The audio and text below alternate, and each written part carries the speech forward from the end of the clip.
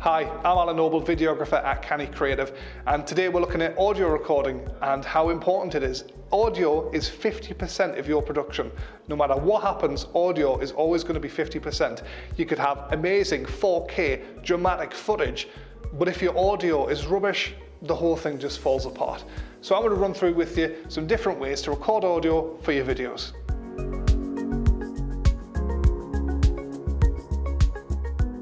Clip-on microphones are probably the most traditional microphone you can think about.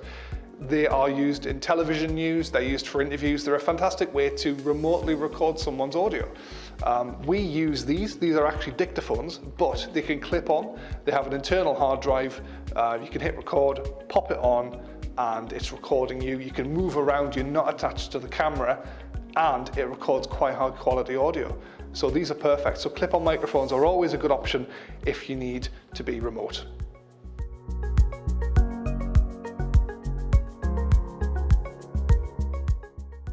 Onboard microphones. Onboard microphones are what we refer to as the microphone on top of the camera. It's usually a microphone that you've bought separately to improve the quality of the audio compared to the microphone built into the camera.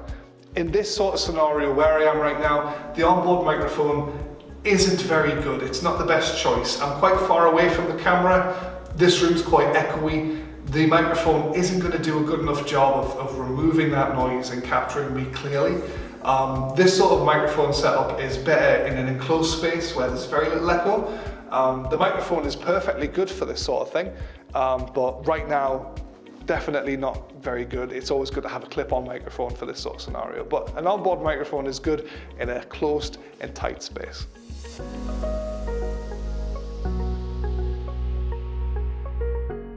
Condenser microphones, otherwise known as shotgun microphones, are the microphones that you see on news programs. So when people go around interviewing people on the telly, they'll put a big fluffy microphone in their face. Inside that fluffy dome is a condenser microphone. They're quite long, and they're very good at capturing the audio directly in front of them, and very good at ignoring the audio that's around them. In this sort of scenario, it would be perfect. You could have a microphone on a stand, pointing at me, capturing my audio. It tends to be clearer, crisper. It's definitely the better choice. We don't have one yet. We have actually ordered one. It's on the way. We don't have it yet, so that's why I'm using this clip-on microphone, but I would 100% recommend a condenser microphone.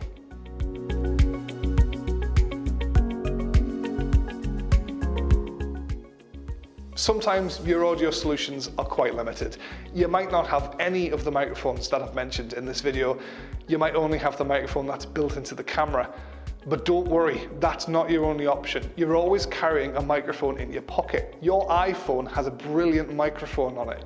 And to prove that, my friend Daniel, he works as the newsreader on Capital's breakfast show in the morning, and he tells me that he uses his phone to record news packages. So don't underestimate the power of this microphone. If you are in a situation where you need to use your phone, you can go on the App Store, you can download an audio recording app, or you can simply use the Record Memo app that comes with the iPhone. When you do that, figure out your framing. So looking at the camera, I can see about there, that's out of frame. Set your iPhone up to record, hold your phone below that line, but point the microphone up at your mouth. And as long as you keep the phone there out of shot, you can use this microphone to record your audio. And to prove it, I'm recording audio now from my phone, and it sounds perfect. It sounds great, it's crisp, it's clear, it's much better than the camera's built-in microphone. So I hope you've learned something from this video. If you have, fantastic, I'm really pleased. If you do have any questions, feel free to send us an email, hello@canny-creative.com, and one of the team will be in touch.